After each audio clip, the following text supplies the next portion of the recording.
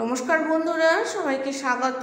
আমি আমাদের পরিবারে আজকে অনেক রকম সবজি দিয়ে, এখন তো গ্রীষ্মকালে সবজি আছে প্রচুর, পটল, কুমড়ো, কাঁচকলা, গাজর, আলু দিয়ে আর জিরে বাটা দিয়ে আর কোনো মশলা না, আর রুই মাছ দিয়ে একটা পাতলা ঝোলের রেসিপি নিয়ে এসেছি। গরমে এটা খেতে খুব ভালো লাগবে। আপনারা বাড়িতে বানান, আমি একবার আমার মতো বানিয়ে দেখতে পারেন। রুই মাছগুলোকে ভালো করে পরিষ্কার করে ধুয়ে নিয়েছি, তারপর নুন হলুদ মাখিয়ে এগুলোকে ভেজে নিচ্ছি। যে সমস্ত বন্ধুরা আমার ভিডিওটা দেখেন, আমাকে সাবস্ক্রাইব করেন, অনেক ভালোবাসা দেন, কমেন্ট করেন, লাইক করেন, তাদেরকে অসংখ্য ধন্যবাদ। এরমভাবে আমার পাশে থাকবেন। আর যে সমস্ত বন্ধুরা নতুন দেখছেন, রেসিপি যদি পছন্দ হয়ে থাকে তাহলে সাবস্ক্রাইব করে পাশে থাকবেন, লাইক করবেন, কমেন্ট করবেন। এবার ওই তেলে 5 ফোড়ন, জিরে আর একটা শুকনো লঙ্কা ফোড়ন দিলাম।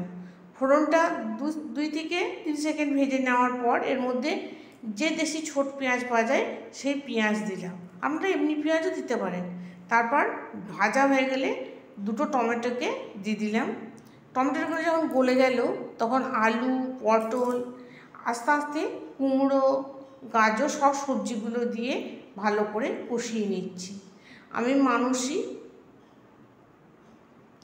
সবজি যত কষানো হবে খেতে তত টেস্ট হবে। সবজিগুলোকে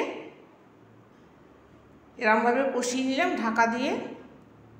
ঢাকা দিলে পরে আরও তাড়াতাড়ি নরম হয়ে যাবে।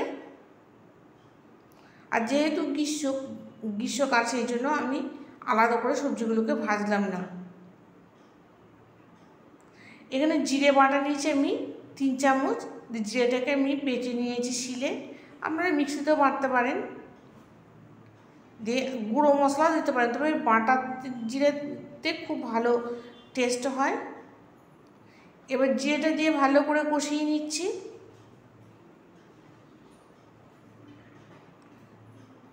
এবার কষানো হয়ে এসছে, এবার গরম জল দিয়ে দেব পরিমাণ মতো।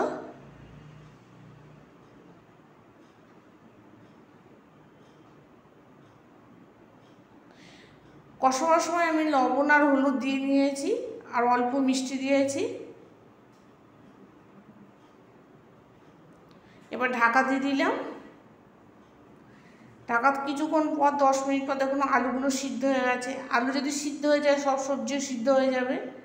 এবার মাছগুলোকে দিয়ে আরও 5 থেকে 6 মিনিট ফুটিয়ে নেব।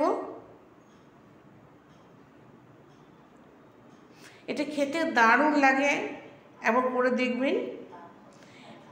তারপর এখানে একটা শুকনো লঙ্কা দিয়ে ফোড়ন দিয়ে দেবো। ফোড়নের মধ্যে ঝোলটাকে ঢেলে আর 2 থেকে 3 মিনিট ফুটিয়ে নেব। নমস্কার বন্ধুরা, ভালো থাকবেন, সুস্থ থাকবেন, আর বাড়িতে একবার অবশ্যই বানাবেন।